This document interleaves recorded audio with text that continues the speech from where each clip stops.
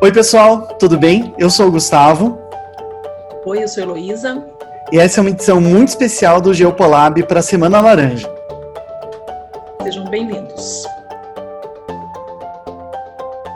Bem, eu estou muito feliz de estar nessa semana com mais um vídeo aqui do nosso especial que a gente está fazendo aqui no Redes e Poder, da Semana Laranja, trazendo grandes especialistas, né, grandes pesquisadoras e professoras que vêm desenvolvendo atividade, pesquisa, extensão, enfim, com relação não só ao tema do combate à violência contra a mulher, mas de uma forma geral com relação a diversas questões que tocam nesse assunto e que nós temos a honra de entrevistar, então, durante essa semana, né, trazendo aí para o debate de segurança internacional, de geopolítica, também essa questão que é muito importante, que toca vários assuntos que geralmente a gente aborda nessa área, ou, enfim, né, nos contextos em que a gente está fazendo as nossas análises, mas que acabam escapando e, portanto, tirando um debate muito importante da construção dessas análises. E hoje eu tenho o prazer de entrevistar uma das minhas melhores amigas, a Heloísa Câmara, professora da Faculdade de Direito, né, Elo, da Universidade Federal do Paraná, que a gente trabalhou junto durante muitos anos, a gente vem desenvolvendo pesquisas juntos já faz algum tempo também, e Elo, bom, eu te agradeço muito por ter topado participar desse projeto, a gente está muito feliz de trazer um vídeo a cada dia aqui no canal durante essa semana para debater esse tema, que é muito importante, né, que acontece aí também alguns dias depois do Dia da Consciência Negra, que acontece ainda no rescaldo das eleições municipais, né, que levaram muitas mulheres a cargos principalmente legislativos aqui no Brasil. Enfim, acho que são algumas questões bem importantes que a gente quer debater e apontar aqui. Te agradeço de novo e queria que você se apresentasse para o pessoal que acompanha aí o nosso canal, falasse de você, da tua formação, daquilo que você vem desenvolvendo. Obrigado, viu? Imagina, eu que agradeço, não só o convite, mas eu acho que também a iniciativa. Então, agradecimento à iniciativa de colocar o tema na pauta no seu canal, ouvindo pessoas que com perspectivas diferentes, com linhas de pesquisa diferentes, mas que estão falando de uma questão comum, que é o papel das mulheres, ou algumas talvez falem uma perspectiva um pouco mais ampla numa análise de gênero, que afeta a política internacional, que afeta direito constitucional, que é o que eu vou puxar um pouco mais, enfim, perspectivas diferentes que no final elas se complementam. Então, falando um pouco sobre a minha formação, semana passada eu estava numa palestra no Instituto Federal de Educação da Bahia e a professora ficou indignada que eu me apresentei como professora, praticamente, assim, só isso. Coloquei doutora e tal, mas é professora dela. Não, mas você tem que falar mais. Então, vamos lá. Eu sou professora de Teoria do Estado e Ciência Política no Direito, na Federal do Paraná, como o Gustavo falou. Antes disso, eu era professora de Direitos Humanos e Direito Constitucional na Unicuritiba. E eu falo esse ponto porque, desde assim, toda apresentação em sala de aula, eu falo que a minha pesquisa, ela se ancora em ciência política, em direito constitucional e direitos humanos. Então, é uma linha que em determinados momentos é uma análise mais local, no sentido constitucional mesmo, né? Em alguns momentos, uma análise um pouco mais internacional, pelo viés dos direitos humanos especialmente. Eu sou doutora e mestre em direito, então minha formação ela é bem calcada nessa área. E eu faço pesquisa, eu pertenço a um grupo chamado SECONS, que é Centro de Estudo da Constituição, que é um centro de estudos, então com várias linhas, envolvendo direito, constitucionalismo e democracia, envolvendo direito política, enfim. E isso, atualmente, sou tutora do grupo PET, que é Programa de Educação Tutorial no Direito na UFPR. Então, é basicamente isso. O que eu gosto de estudar são essas relações que envolvem direito constitucional, direitos humanos, teoria do Estado. E aí eu acho que, puxando para o tema mais específico da nossa conversa, eu estudo autoritarismos. Legal. E aí parece meio estranho, né? Porque direitos humanos. Mas o tema de autoritarismos, e que eu estou chamando autoritarismos, mas poderia, em determinado momento, estudei mais período ditatorial, mas isso vem desde a minha graduação. A minha monografia de graduação foi sobre estado de exceção, numa perspectiva do Agamben. Meu mestrado foi sobre estado de exceção, e aí campos de imigrantes. O meu doutorado foi sobre o STF no período da ditadura e é a minha pesquisa atual, assim, sobre diversas facetas envolvendo constitucionalismo e autoritarismos, que não é propriamente uma contradição, como num Uhum. primeiro momento pode parecer, mas como que os autoritarismos, muitas vezes, eles usam uma linguagem constitucional, uma linguagem de direitos humanos, para se respaldar, para se manter no poder.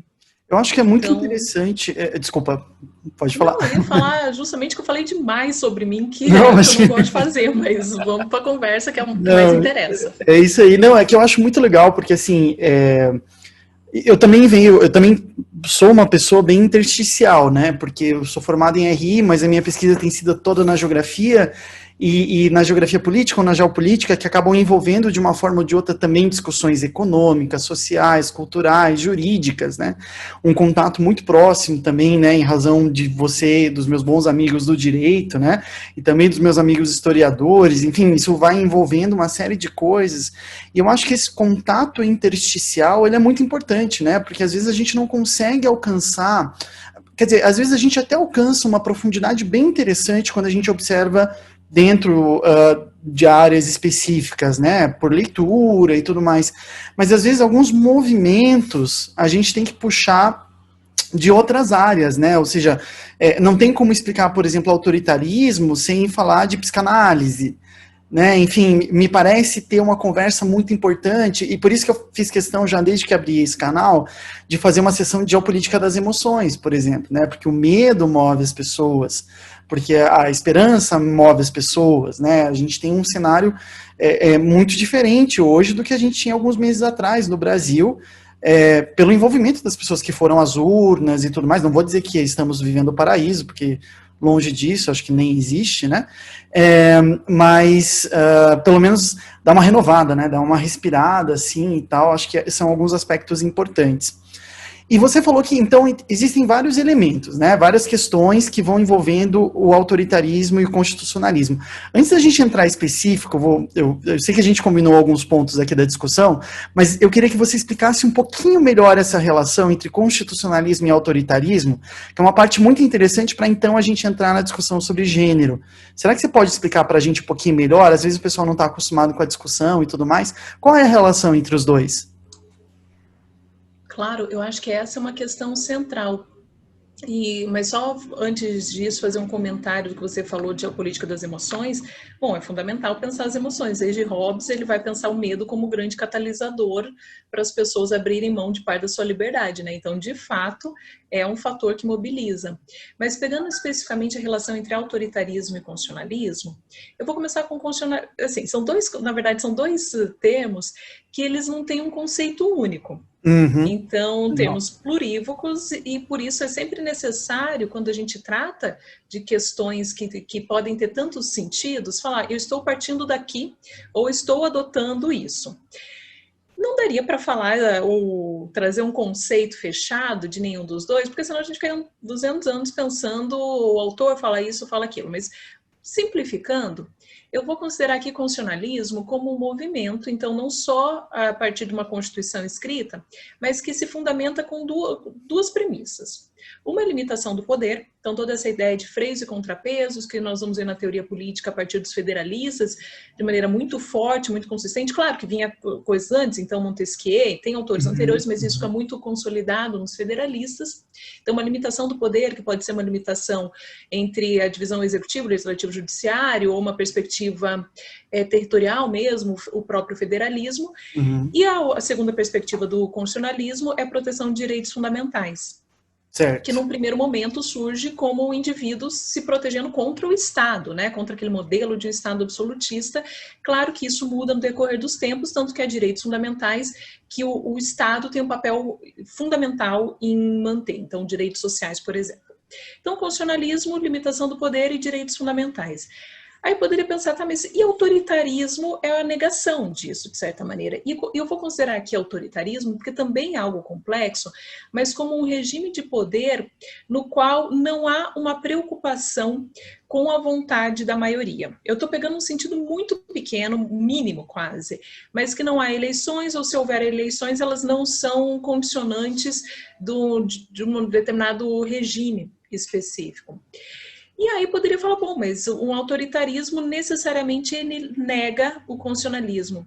E aí que vem a minha pesquisa, porque a história brasileira, por isso que eu fui trabalhar sobre o STF no período ditatorial, a história brasileira mostra que nós tivemos vários momentos de uma certa conjugação dos dois elementos. Nós tínhamos um Uhum. constitucionalismo autoritário. O que isso quer dizer?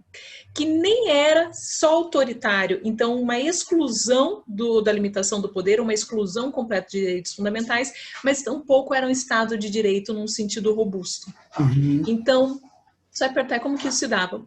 Vou pegar um exemplo, atos institucionais. Então, nós tínhamos Constituição de 46 vigente, mesmo depois do golpe militar, durante uns anos pelo menos, e os atos institucionais que tinham um papel superior à Constituição e que faziam mudanças ad hoc, então mudanças casuísticas. Então, como você falasse, para algumas coisas funciona o constitucionalismo normal, para outras coisas vem a mudança casuística. Uhum. Então, é uma maneira de fazer como se não tivesse um constitucionalismo e um fora, mas o constitucionalismo abarcasse, inclusive na sua linguagem, mesmo nas suas práticas, algumas práticas que são conflitivas, que são autoritárias.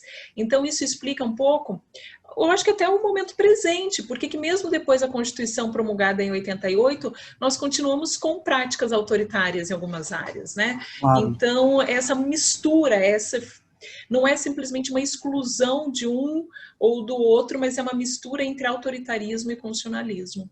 E é Eu isso acho que me interessa pensar. Eu acho super interessante isso, porque às vezes essa forma da gente reduzir, né, ou tornar algo muito maniqueísta, né, ou é exceção ou é direito, às vezes também é aplicado. Eu lembro quando eu comecei a ler sobre guerra em específico, né, que, enfim, eu e você a gente pesquisa coisas super tranquilas, leves e legais.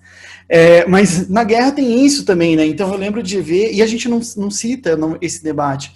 Eu lembro de ver numa das convenções de Genebra a necessidade da instalação de uma justiça de guerra, claro, né?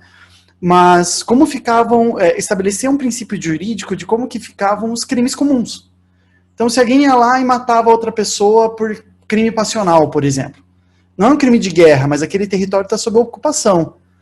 Ele não pode ser tratado como um criminoso de guerra, porque o crime não tá ali dentro, né? Então é uma coisa muito mais polissêmica e que às vezes quando a gente simplifica o passado, né, fica essa impressão de que tem uma exclusão total dos direitos constitucionais, digamos assim, ou dos direitos fundamentais, ou não, nesse período X vigia um respeito completo, uma liberdade plena, etc, etc, que eu acho que é muito interessante. E para trazer esse recorte, então, como que você enxerga essa relação entre essas três coisas, né? O constitucionalismo e o autoritarismo que você colocou, e as questões de gênero, porque tem uma frase muito famosa que fala que o autoritarismo, o fascismo, começa reduzindo o direito das mulheres. Né? Um dos sinais assim, de alerta, ou as questões que aparecem. Como que a gente pode juntar essas coisas numa análise? Então, eu acho que essa é uma questão bem importante. Porque quando nós vamos. E aqui eu não vou nem fazer essa distinção do ponto de vista conceitual, porque acho que não nos ajudaria a propósito entre fascismos, totalitarismos, ditadura e tal. Mas há um fio condutor no que envolve, há um ponto comum, que é a redução de gênero a um papel específico, né? Então, mulher tem que ser isso, homem tem que ser aquilo outro. Mas antes disso, eu queria voltar um pouco e voltar numa perspectiva de direito internacional dos direitos humanos mesmo. Não é algo trivial falar que direito das mulheres são direitos humanos. Pode parecer o óbvio, e hoje tomara que para alguns seja óbvio, mas não é do ponto de vista histórico. Então, tem vários relatos, inclusive no momento da criação da ONU, a construção, todo o processo, né, para redigir a Carta da ONU e depois a Declaração Universal dos Direitos Humanos, como o papel de algumas feministas foi fundamental para colocar mulheres nesses documentos, porque falava todos os homens são iguais em direitos e obrigações, é um pouco a tradição francesa, né, do direito do homem. Fala, não, peraí, tem as mulheres também. E pode parecer, para quem está ouvindo esse debate pela primeira vez, pode parecer um preciosismo, mas Quando fala homens, claro que envolve homens e mulheres, não é um preciosismo. Para ter uma ideia, a Constituição norte-americana, ela negava o direito de voto das mulheres, não porque era proibido que mulheres votassem, mas porque falava todos os homens têm direito ao voto. Então, em alguns momentos, essa linguagem que parece universal, todos os homens, ela não é universal, ela é construída para manter algumas exclusões. Então, falar homens e mulheres é importante num caráter simbólico, de falar que mulheres também têm direitos humanos, mas é importante no caráter prático também. Porque falar, não, olha, é um grupo específico. E se no primeiro momento começa a falar as mulheres têm direitos, depois começa a pensar sobre os direitos específicos das mulheres. E aí talvez a gente possa falar depois de direitos sexuais, direitos reprodutivos. Mas no primeiro momento, essa questão mulheres têm direitos. E, como nós sabemos, um dos que eram negados, e do ponto de vista histórico mesmo, são os direitos políticos. Então já começa isso. Então a primeira questão, né? Os direitos das mulheres nem sempre foram considerados direitos humanos. Isso vem muito forte no século XX, mas assim, como eu falei, Carta da ONU, Declaração Universal, mas de maneira um pouco genérica. Isso no âmbito da ONU fica forte na Convenção Internacional pela Eliminação de Todas as Formas de Discriminação contra a Mulher, uma convenção de 79, salvo engano. Antes disso, em 75, teve o Ano Internacional da Mulher, mas a coisa ficou um pouco parada. E é na década de 90, especialmente uma conferência da ONU em Pequim, eu era criança, eu lembro que eu via no jornal que a então primeira-dama, a dona Ruth, ela tinha ido representar, a dona Ruth, ela tinha ido representar e aquilo ficou assim na minha cabeça, mas foi uma convenção extremamente importante para falar dos direitos das mulheres. Inclusive, então veja, e eu coloquei uns marcos que eles têm décadas de distância.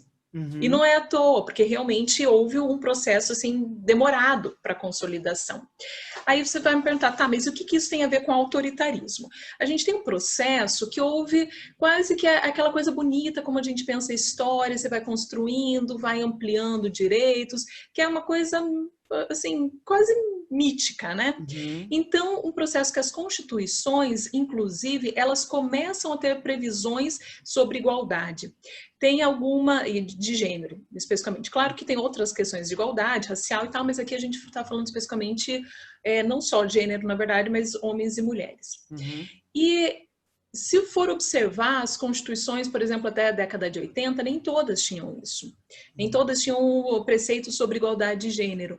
E aí, as constituições mais atuais, 100% delas, minimamente falam que a igualdade, homens e mulheres são iguais entre si.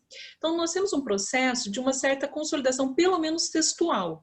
Então, não vamos achar que tudo se resolveu, mas pelo menos textualmente, há um processo de consolidação tanto no plano internacional, como eu falei, a Convenção da ONU ela foi um marco, no plano regional, né, no sistema interamericano, a convenção conhecida como Convenção do Belém do Pará, também um marco fundamental para pensar os direitos das mulheres, e as constituições, aquelas que iam sendo construídas depois disso, incorporando igualdade, e pegando até o caso brasileiro, puxando para a gente, leis infraconstitucionais que regulamentassem, e que regulamentaram, na verdade, esses preceitos constitucionais. Então, nós temos um crescente de proteção das mulheres, de novo, pelo menos do ponto de vista textual. E aí começa, nos últimos anos, nós vemos um processo de redução tanto da democracia do Estado de Direito.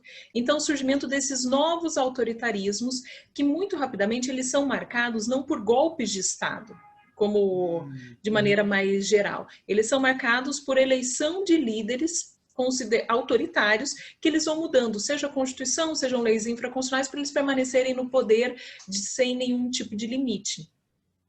E nós temos um ponto em comum. Desses líderes, eles têm um ponto que é a redução dos direitos das mulheres. E como que eles fazem isso?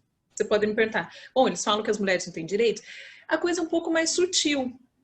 E como que se faz essa redução dos direitos sem falar que faz a redução dos direitos? Em primeiro lugar, se questiona a própria relação, o próprio termo gênero. Porque o termo gênero começou a ser utilizado na linguagem de direitos humanos, não só na linguagem das ciências sociais, mas na linguagem de direitos humanos, para designar mais do que uma relação homem-mulher. Tanto que eu falei, gênero, homens e mulheres. Mas para designar uma questão mais ampla. Então, referente à orientação sexual, referente a homens, mulheres, mas referente também a transexuais e outras categorias. Então, a primeira coisa, coisa? Nega-se o termo gênero e começa aquilo que nós vimos que aconteceu no Brasil, uma orientação para falar que mulher é quem nasce mulher e homem é quem nasce homem. Ou seja, negando a existência de pessoas transexuais. E se nega a existência, obviamente nega direito. Num segundo momento, na verdade, um segundo momento é meio modo de falar, né? Porque tudo isso acontece ao mesmo tempo, não tem uma régua, é isso e depois é aquilo. Né? Oi? Não é necessariamente sequencial, né? Não é necessariamente sequencial. Sim. Tem um outro processo, que é um processo de tentar consolidar uma visão do que aquele gênero deveria fazer. Então, por exemplo, mulheres, o papel de mulheres é terem filhos. Então, incentivar que tenham filhos e incentivar que mulheres não trabalhem fora, esse tipo de coisa. Homens são considerados os provedores, então homens devem agir de determinada maneira.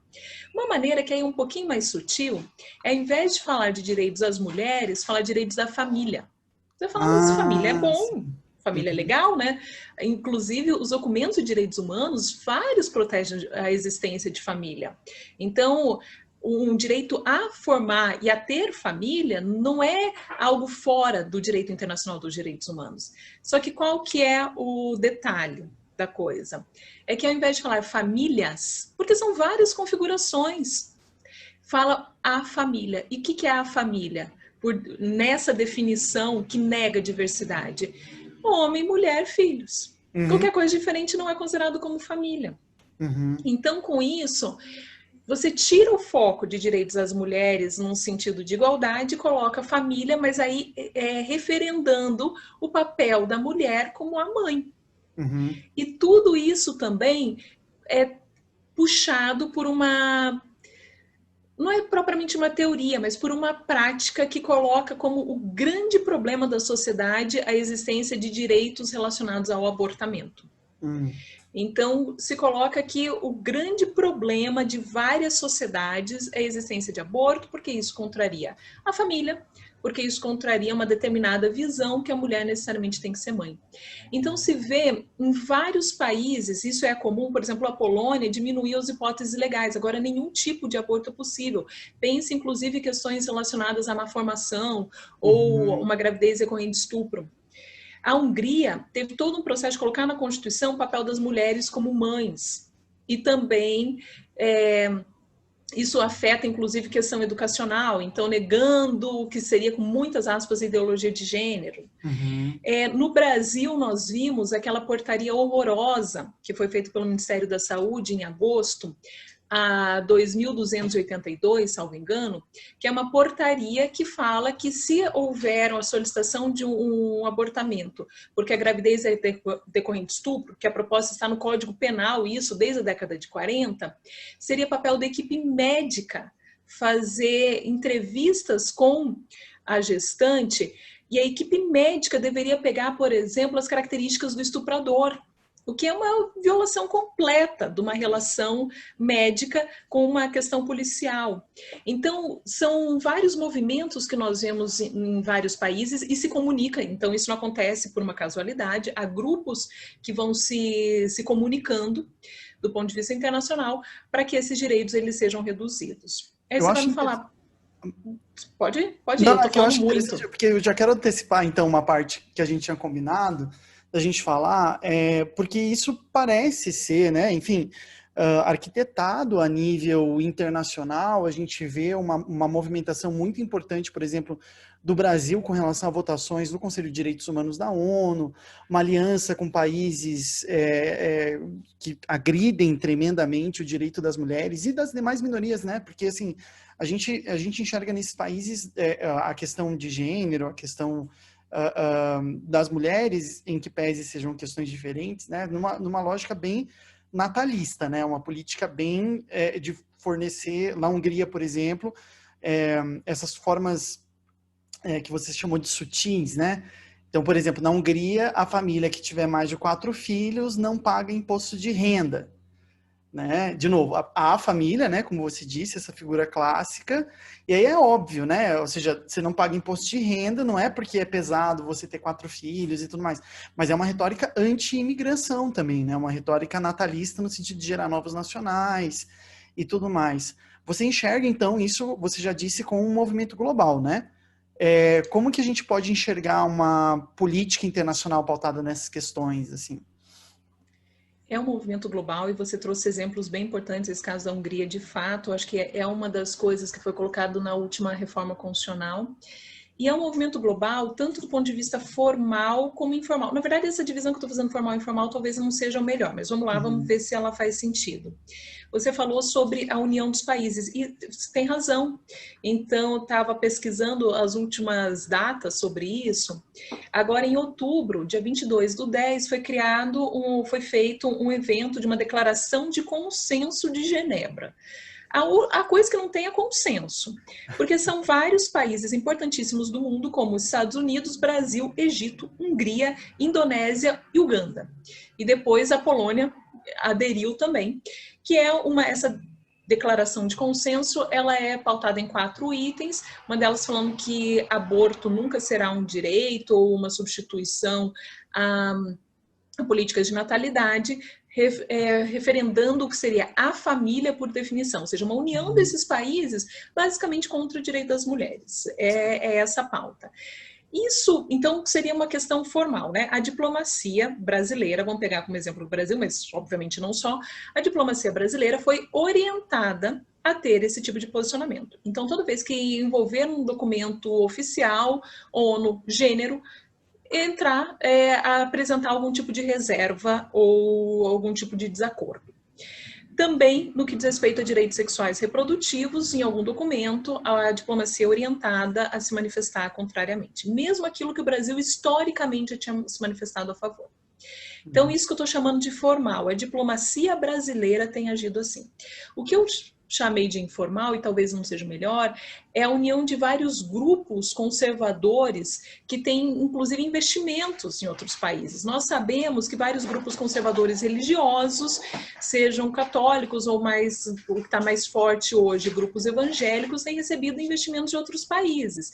Então, é algo comum em vários países a criação, por exemplo, de organizações de juristas religiosos, ou juristas evangélicos, ou juristas católicos, que possam litigar judicialmente contra esses tipos de direitos. Então, seja apresentando como amicus curiae, né, que no direito se fala amigo da corte, não é uma parte processual, mas ajuda a apresentar algumas razões, seja litigando mesmo. Então, nós vimos recentemente um desses grupos, o Centro Dom Bosco, que ingressou com uma ação que no primeiro momento foi indeferido e chegou no TJ São Paulo, foi deferido, falando que o grupo chamado Católicas pelo Direito de Decidir, que é um grupo que existe desde 93, em mais de 12 países, que é um grupo de mulheres católicas que são favoráveis à descriminalização do aborto. E o Centro Dom Bosco solicitou e foi atendido que esse grupo não pode usar no seu nome católicas, porque seria uma violação dos preceitos católicos. Então, nós vemos todo um processo de uma movimentação desses grupos conservadores para usar o judiciário também, não só porque tem grupos conservadores no legislativo, que fique bem claro, mas para usar o judiciário para negar esses direitos. Então, é um processo internacional que passa por investimentos e que passa por uma expertise compartilhada. Tem, assim, uma literatura que está sendo produzida nos Estados Unidos, que eu acho que é o mais forte disso, que diz respeito a como esses grupos têm chegado ao judiciário. Então, que passa, inclusive, por nomear pessoas conservadoras e com viés religioso para as Supremas Cortes, ou para aqueles cargos judiciais que podem ser via indicação. Então, no fundo, eu não sei se eu respondi o que você me perguntou, dei uma de Maluf, super. mas... Não, construiu sim, e eu acho que, assim, desde o começo você vem trazendo uma série de coisas, assim, por exemplo, a polissemia, né, dos termos que a gente está usando aqui, fascismo, constitucionalismo, gênero, decisão, consenso, são termos altamente disputados também entre si. Eu acho que o que é mais interessante é que eles são disputados porque eles podem ser instrumentalizados, né? Eles são termos muito carregados de política, tanto instrumentalizado no discurso, mas principalmente acho que uma coisa que a gente está tendo que voltar a prestar atenção hoje, nas instituições como um todo.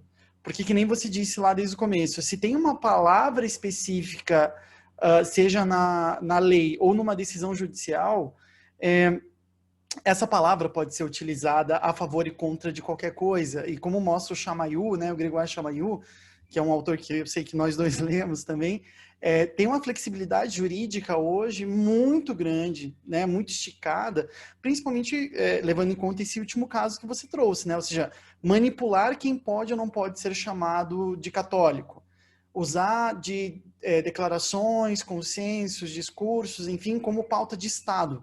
Ou seja, a partir do momento que assina-se uma declaração, como a de Genebra, que você citou, é muito mais difícil para um país desassinar, né, ou causa uma comoção muito maior, sair desse grupo do que se ele nunca tivesse assinado. Né? Então, você cria constrangimentos para evitar que essas coisas acabem acontecendo. E aí, para a gente terminar, porque logo a gente tem que acabar o vídeo, infelizmente esses vídeos são bem curtinhos, né, para aquilo que a gente quer. Eu sei que você anda trabalhando recentemente, né, também com a ideia de constitucionalismo feminista, né? Algumas palestras, algumas discussões que você vem fazendo, alguns trabalhos que escreveu nesse sentido. Seria um caminho para a gente não fala nunca, não pode falar nunca em política de salvação da colheita, mas seria uma alternativa? Você pode explicar para a gente um pouquinho melhor essa perspectiva e no que ela poderia ajudar a gente a pensar essas questões? Claro, eu sou um bebê engatinhando na parte de constitucionalismo feminista, pelo menos do ponto de vista assim consolidado, né? Eu acho que eu faço alguns trabalhos e agora que eu estou dando um nome de constitucionalismo feminista, mas eu vou tentar organizar isso melhor. A ideia de constitucionalismo feminista, ela não é antiga, ela é bem recente, tem um livro chamado em inglês com esse mesmo título, que pega algumas experiências, e o que se propõe por esse nome é olhar o constitucionalismo com viés de gênero. Você vai falar, tá, o que significa na prática? Significa várias coisas, significa olhar tanto no momento da feitura da Constituição, quem participou, se mulheres participaram, se direitos das mulheres foram preservados, no momento da interpretação dos direitos. Então, se tem uma questão referente a gênero, se a decisão foi mais ou menos expansiva, quem decide, inclusive, são mulheres, são homens. Então, envolve vários aspectos. Como, assim, você falou, seria uma solução? Eu acho que sim, eu acho que é algo possível, desde que nós mantenhamos com o cuidado de pensar que é um campo disputado. Então, alguns pode não com esse nome, mas estão defendendo um constitucionalismo cada vez mais autoritário, e o constitucionalismo feminista ele tem por premissa a defesa de uma perspectiva plural. E plural no sentido amplo mesmo, porque, veja, colocar a questão de gênero já por si só envolve uma pluralidade. Porque na história do constitucionalismo, quem fez constituições, quem aplicou e quem falou que a Constituição são homens. Sempre foi com viés de homens, e homens brancos, né? Não são homens com vivências diversas. Não existe. Então, pensar constitucionalismo feminista implica pensar diversidade. E isso tem vários aspectos. Isso tem questões relativas ao momento de fazer o texto, a como interpretar. Tem uma experiência canadense super interessante que pretende reconstruir decisões da Corte Constitucional com um viés de gênero.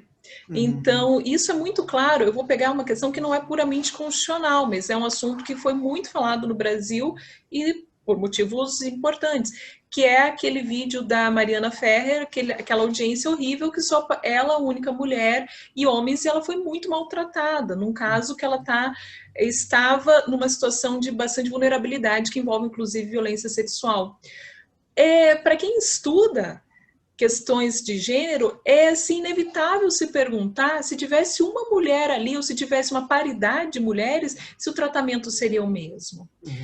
Claro que a gente também não pode essencializar, eu quero deixar isso muito claro, a gente não pode essencializar que todas as mulheres terão pautas feministas. Nós sabemos que não, que inclusive uma das táticas desses autoritarismos é pegar a parte identitária contra si mesma. Então, colocar pessoas negras para destruir políticas raciais, é pegar mulheres para destruir uma linguagem mais progressista de gênero. Inclusive, a nossa ministra... do Trump de colocar uma mulher conservadora na Suprema Corte. Né? Ou seja, não é a mulher que vocês querem, tá aqui uma mulher, mas ela não necessariamente vai defender uma pauta, enfim. E nesse caso super simbólico, porque é substituindo uma mulher que foi um marco Uhum. da litigância de gênero na Suprema Corte, que é a Ruth Ginsburg, né? Uhum. Então, de fato, também não é essencializar, não é falar se mulheres fossem constituintes, se mulheres estivessem na Suprema Corte, tudo seria melhor. Talvez fosse, porque já dá uma diversidade, mas não quer dizer que elas vão defender pautas progressistas. Então, colocar uma lente, pensar, bom, Uhum. nesse assunto, se eu levo em consideração o aspecto gênero, a decisão vai ser necessariamente essa. Então, Uhum. vamos pensar assim, em questões mais gerais, para dar concretude, né? Para não parecer que é só uma questão abstrata. Questão de previdência. Então, quando envolve o aspecto de mulher, será que se eu levo isso em consideração, muda a minha decisão? Ou mudando para a questão penal? Uma mulher que tem filhos pequenos sob sua responsabilidade, será que ela necessariamente tem que ficar presa ou ela pode cumprir a pena de uma outra maneira? Será que questões, por exemplo, repartição de competências, os estados eles têm a atribuição para desenvolver uma política talvez mais forte, política pública referente a gênero ou não, ou só a União. Então, é colocar a lente gênero quando for decidir questões ou quando for pensar em assuntos relacionados ao constitucionalismo. Legal. Isso é efetivamente um passo a passo. Quando eu estava na faculdade, quando eu estava no mestrado, nem se falava disso. Uhum. Não tinha essa articulação.